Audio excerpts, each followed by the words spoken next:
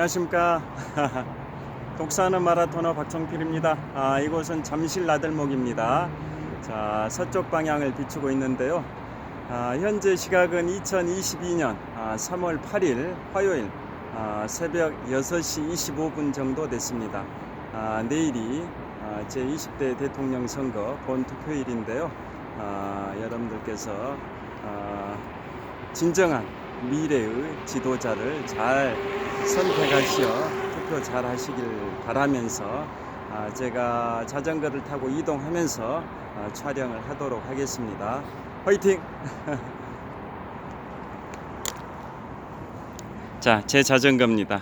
매일 자전거를 타고 출퇴근을 하고 있는데요. 자, 제 자전거를 타고 동쪽 방향으로 이동하면서 촬영하겠습니다.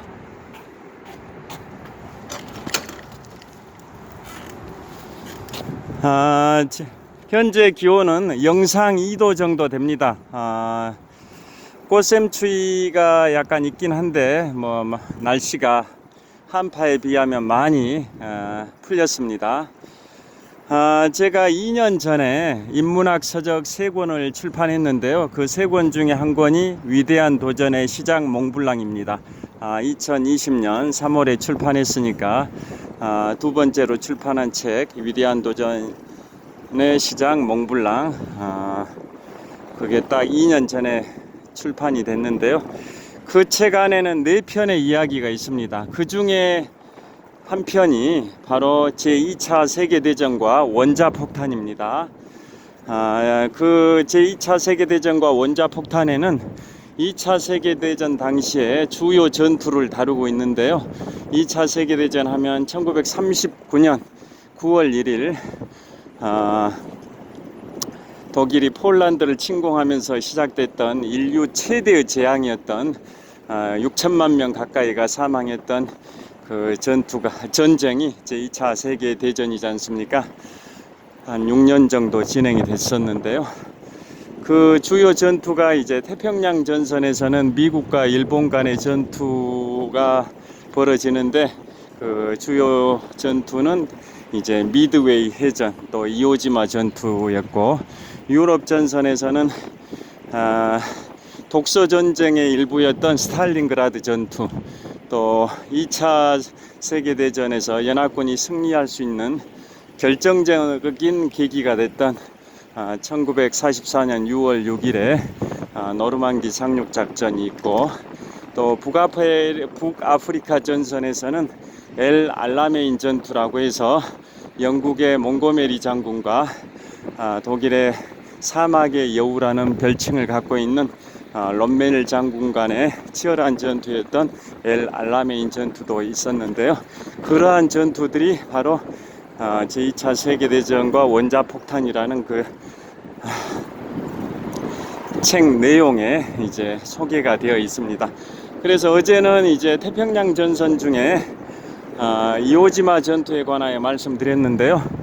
오늘은 2차 세계대전에서 연합군이 승리할 수 있는 결정적 계기가 됐고, 유럽 대륙을 4년 만에 회복했던, 다시 탈환했던 계기가 됐던 1944년 6월 6일에 노르망디 상륙작전에 관하여 말씀드리겠습니다. 그 배경을 먼저 말씀드리면, 2차 세계대전 직전에 독일이 폴란드를 침공하기 직전에 독일과 소련 간에는 독소 불가침 조약이 체결됐었는데, 그 조약을 이제 2년 정도가 지난 1941년 6월 22일에 독일이 독소 불가침 조약을 파기하고 소련을 침공하게 됩니다. 그게 독소 전쟁이지 않습니까? 2차 세계대전의 일부였던 거죠.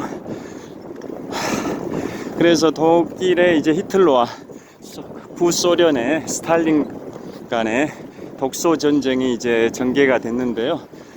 스탈린 입장에서는 독일로부터 소련이 엄청난 공격을 받으니까 영국과 미국이 주도하는 연합군에게 특별 요청을 하게 됩니다. 바로 제2의 전선을 구축해달라.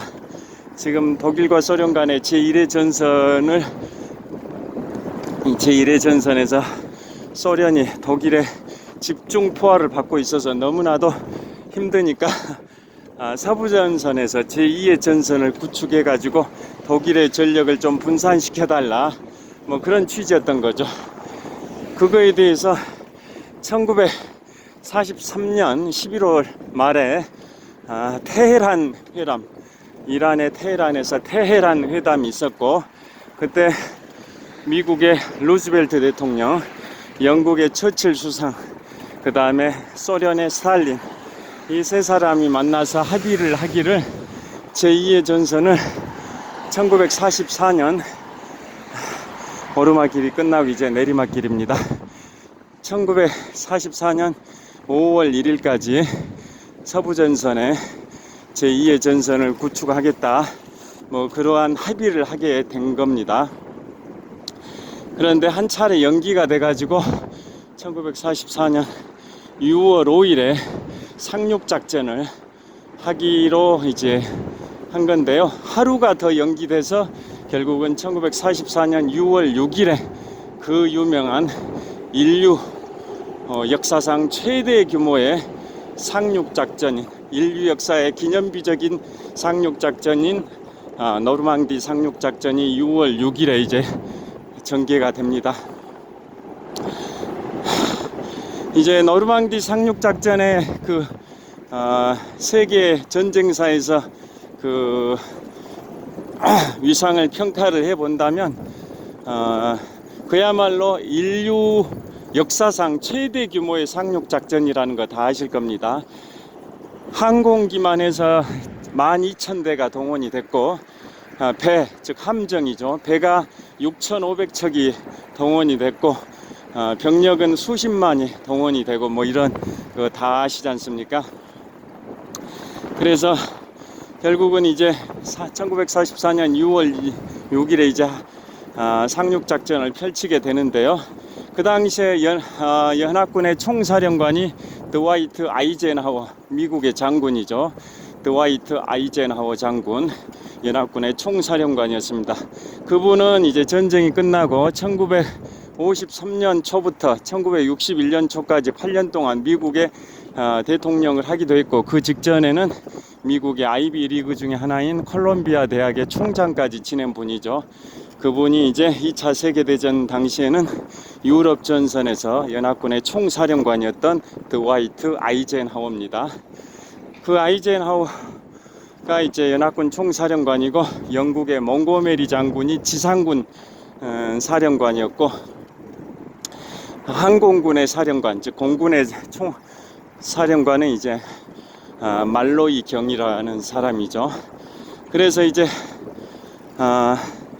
작전 회의를 하게 되는데요.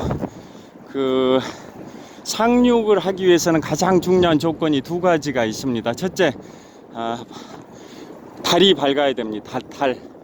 달이 밝아야 된다. 그걸 만월이라고 하죠. 찰만자 달월자, 보름달이 떠야 된다, 그런 취지입니다. 공수부대가 투하되기 위해서는 항공기가 지형 지물을 잘 식별을 해서 공수 특전단을 투하를 해야 되다 보니까 달이 밝아야 된다라는 게 첫째 조건이고, 두 번째 조건은 만조, 찰만자 조류 조자, 바닷물이 가장 최대 수위로 상승을 해야 됩니다. 왜냐하면 독일이 해안선에다가 각종 장애물, 뭐 지뢰, 모든 방어 시설을 구축을 해 놓은 상태였기 때문에 최대한 바닷물의 수위가 높아야 그걸 뛰어넘어 가지고 해안에 상륙하기가 상대적으로 수월해진다. 그래서 상륙을 위한 필수 조건 두 가지는 달이 밝아야 된다는 만월과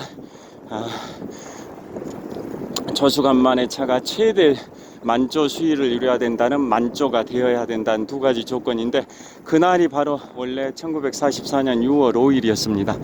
그런데 해당 날짜가 되니까 엄청나게 파도가 심했습니다. 파도가 쳐가지고 도저히 상륙하기가 어려운 기상 조건이었습니다. 여러분들 우리의 땅 독도 아시지 않습니까? 울릉도에서 동쪽으로 87km 거리에 있는 독도도 관광해 보신 분들 아시겠지만은 독도의 해안에 접안을 하기 위해서는 엄청나게 이제 운이 좋아야 됩니다. 파도가 많이 치기 때문에 접안할 수 있는 확률은 1년 중에 7분의 1밖에 안 됩니다. 1년에.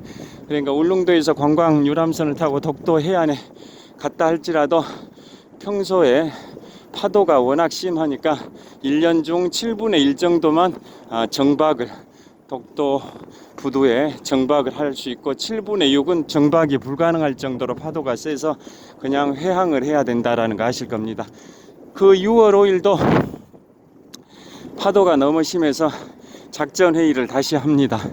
그래서 이제 그 당시에 영국의 공군 기상대장 모 대령이 오늘은 파도가 너무 세지만 내일은 좀 파도가 약해질 걸로 예보가 된다 라고 이제 브리핑을 했는데, 그 당시에 연합군의 항공군의 사령관인 말로이경은 그래도 회의적이다, 약간 파도가 완화된다 할지라도 6월 6일로 하루를 연기해서 하는 것 자체, 6월 6일도 역시나 파도가 심하니까 좀 부정적이다, 뭐 이런 취지로 회의적이었답니다.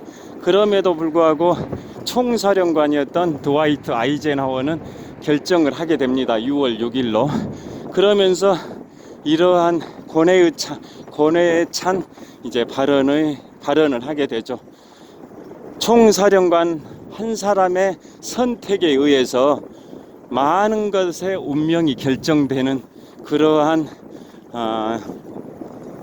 일이 벌어지고 있다. 즉 총사령관인 본인 아이젠하워 총사령관의 결정에 의해서, 선택에 의해서, 날짜를 언제로 하냐, 선택에 의해서 연합군의 운명이 결정된다, 뭐 그런 취지의 고뇌에 찬 말을 했다고 합니다. 여하튼 6월 6일 날 이제 상륙을 하게 되는데요.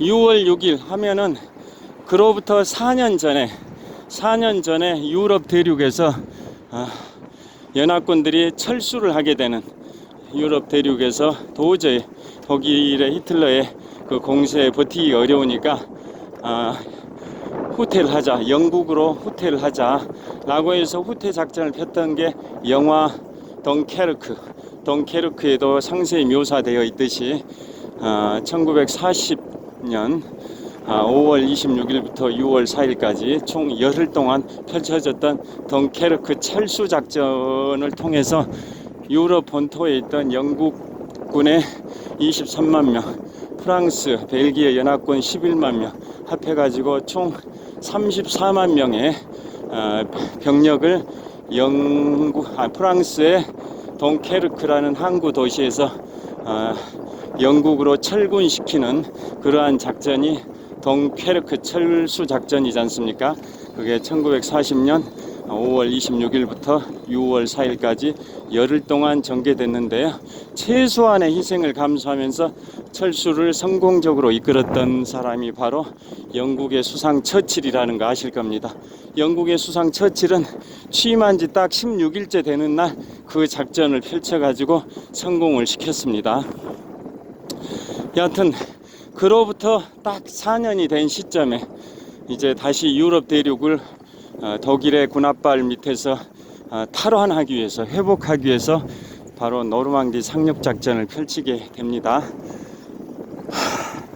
그래서 처음에 이제 상륙을 할 때 총 4군데 해안 중에 하나를 선택하게 됩니다. 사지 선다형 4 중에 한 군데, 네덜란드 해안도 포함되어 있었고 뭐 프랑스 해안도 포함되어 있었습니다만은 그 4 중에 한 군데, 그 중에 한 군데가 바로 낙점된 게 바로 노르망디, 프랑스 북부에 있었던 해안 노르망디가 되는데요. 그 노르망디에 이제 상륙을 할 때 그 주력군은 미국군과 영국군, 캐나다군이 주력군이었습니다. 그래서 그 주력군들이 역할 분담을 하게 되는 거죠. 자, 이제 풍납토성 나들목이 왔는데요. 여기 한강변에서 이제 좀 말씀을 드리도록 하겠습니다.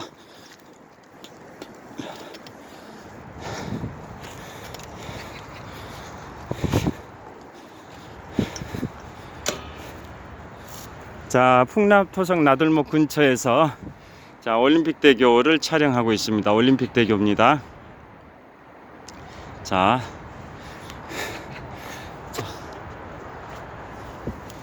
저 올림픽대교 쪽입니다. 자, 이쪽으로 이렇게 촬영을 하겠습니다. 자, 그래서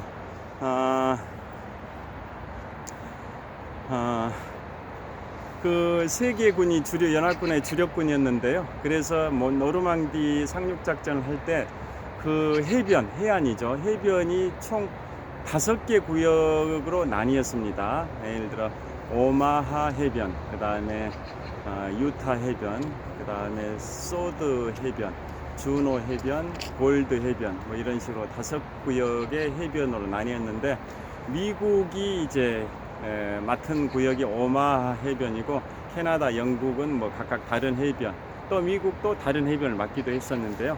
결론부터 말씀드리면, 미국이 맡았던 오마하 해변에서 상륙할 때 사상자가 3천여 명이 발생이 됐습니다. 3천여 명. 그에 반해서 나머지 해변이었던 주노, 유타, 골드, 소드 뭐 이런 해변에서는 다 합해봐야 사상자가 한 2천여 명밖에 발생하지 않았습니다. 그러니까 미국이 주도적으로 이제 맡았던 오마하 해변에서 그 상륙작전 6월 6일 당일날 3천여 명이 사망할 정도로 엄청난 피해를 봤던 겁니다. 그래서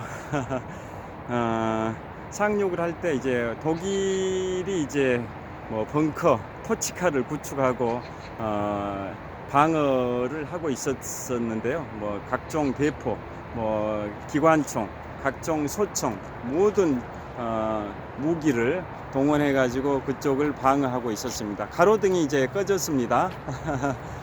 그래서 이제 상륙을 하게 되는데, 처음에 이제 엄청나게 이제 독일의 기관총의 세례가 심한 데다가 파도가 엄청나게 또 심하게 일었던 거죠. 그래서 여러분들께서 아시다시피 영화 라이언 일병 구하기에도 나오지 않습니까? 상륙정에서 내리려고 시도하는데 배멀미가 워낙 심해가지고 음식물을 이제 토하는 그런 병사들의 안타까운 그 모습을 영화 라이언 일병 구하기에서 보셨던 그런 장면을 회상해 보시면 좀 어느 정도 느낌이 오실 겁니다. 여하튼 그렇게 상륙을 하는데, 미국이 담당했던 오마하 해변에서 상륙할 때 어느 정도로 피해가 컸냐면, 독일군들이 엄청나게 기관포를 쏘니까 피해가 클 수밖에 없었던 거죠. 어떤 그 미국의 그 상륙 부대는 한 개 중대원이 한 198명이 됐었는데요. 그 중에 딱 상륙을 시작한 지 5분 만에 196명이 전사해버리고 딱 2명만 남을 정도였습니다. 중대원 198명 중에 5분 만에 2명만 살고 나머지 196명은 전사해버릴 정도로, 그 정도로 격렬했었습니다. 그래서 그 당시에 미국의 이제 육군 제1보병사단의 제16연대장, 제1보병사단의 제16연대장이었던 조지 테일러 대령은 이런 말을 했습니다. 이 오마하 해변에는 두 종류의 사람이 있다. 이미 죽은 자와 곧 죽을 자. 이 두 종류의 사람만 존재하는 생지옥에 해당되는 그러한 치열한 그 전투 상황이었었다고 묘사를 하는데요.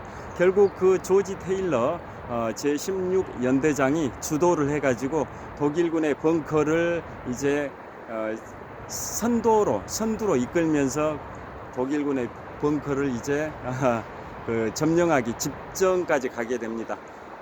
즉 천신만고 끝에 독일군의 벙커 앞까지, 토치카 앞까지 가가지고 포기 직전까지 몰리는 상황이었는데, 끝까지 사력을 다해가지고 조지 테일러 대령이 선두를 해서 독일군의 벙커를 점령하게 돼서 결국은 이제 상륙작전을 성공하게 됩니다. 그런데 나머지 해변들은 운이 좀 좋았었다고 합니다. 미국의 공수부대들이 먼저 투하가 돼가지고 독일군의 벙커들을 다 이제 정리하는 뭐 그러한 과정이 있어서 비교적 수월하게 상륙했다는데요. 그 오마하 해변은 이제 공수부대가 항공기에서 그 투하가 될 때 바람이 세고 그러니까 제대로 된 위치에 투하가 안 돼 가지고 오마하 해변에서는 공수부대들이 제 역할을 하기가 어려웠답니다. 그리고 미국 공수부대하고 영국 공수부대는 또 차이가 있었답니다. 영국의 공수부대 같으면은 그 낙하 장비를 해체하는 게 버튼이 원터치였습니다. 원터치. 반면에 미국 공수부대는 3터치 버튼을 3번 눌러야 이제 버튼이 해체되는 그런 장비여 가지고 미국의 이제 공수부대들이 영국의 공수부대보다 피해가 더 컸었다고 합니다. 그래서 그 사막의 여우라는 별칭을 갖고 있는 독일의 롬멜 장군이 이쪽으로 상륙할 수도 있다라고 어느 정도는 이제 의지력을 발휘해 가지고 그쪽에 강을 이용해서 거기를 늪지대로 많이 만들어 놨답니다. 그래서 공수부대원들이 연합군의 공수부대가 늪지대에 이제 투하가 돼 가지고 늪에서 그 버튼을 눌러 가지고 이제 그 낙하 장비를 빨리 신속하게 해체를 못 해가지고 늪에 익사되는 경우도 꽤 많이 발생이 됐었다고 합니다. 여하튼 그러한 모든 악조건에도 불구하고 연합군이 노르망디에 이제 상륙을 하게 됐었던 거고요. 그 다음에 오마하 해변을 이제 방하고 있던 독일군은 원래 동부전선, 독소전쟁이 일어난 동부전선에 파병하기 위해서 창설된 부대였는데 임시로 오마하 해변의 방어 요원으로 투입이 됐었고 그 병력들은 최정예 부대였답니다. 그러다 보니까 오마하 해변을 담당했던 미군의 피해가 굉장히 컸었다고 합니다. 자, 그 다음에 다른 해변에서는 이제 공수부대들이 제 위치에 투하가 돼가지고 독일군의 벙커들을 많이 공격했다고 말씀드렸었지 않습니까? 영화 보시면, 미국 드라마 보시면 밴드 오브 브라더스에서 미국 제101 공수사단의 이지중대라고 나오지 않습니까? 이지중대에서 독일군의 벙커를 공격해가지고 연합군들이 상륙하기 수월하게 만들어주는 그런 역할을 했던 이지중대의 활약상이 영화 밴드 오브 브라더스에도 소개가 됐는데요. 영화가 아니라 미국 드라마 미드죠. 미드. 그런 걸 연상해 보시면 그 당시에 노르망디 상륙작전의 그러한 치열함을 어느 정도 실감하실 수 있을 것 같습니다. 여하튼 그런 과정을 통해서 연합군은 노르망디 상륙작전에서 성공을 했고 그 6월 6일 첫날만 하더라도 17만 명의 연합군이 상륙을 하게 됩니다. 그 다음에 이제 그로부터 80일이 지난 1944년 8월 25일에 드디어 프랑스의 수도 파리를 탈환하게 됩니다. 파리가 독일에 의해서 점령된 지 딱 4년 정도가 지난 1944년 8월 25일에 프랑스의 수도 파리를 탈환하게 되는 그러한 전과를 이루게 됐고 그걸 발판으로 해가지고 이제 1945년 4월 30일에 독일의 히틀러의 권총 자살까지 내몰리게 만들었고 5월 8일 날은 독일이 연합군을 상대로 항복을 하게 되지 않습니까? 그러니까 노르망디 상륙작전은 1944년 6월 6일에 있었고 그로부터 11개월이 지난 1945년 5월 8일에 독일이 항복을 하게 되는 겁니다.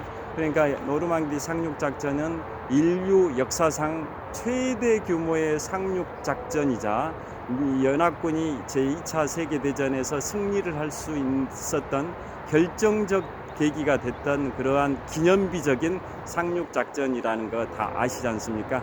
그걸 벤치마킹한 게 우리 6.25 한국전쟁 당시에 인천 상륙작전이라는 것도 잘 아실 겁니다. 여하튼 오늘은 노르망디 상륙작전에 관하여 말씀을 드렸고요. 내일이 대통령 선거일입니다.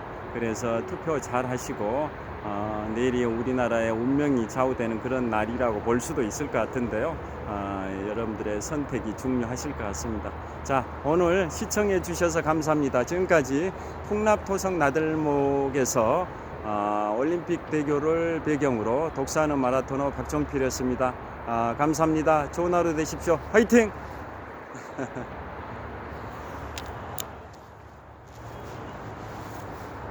감사합니다.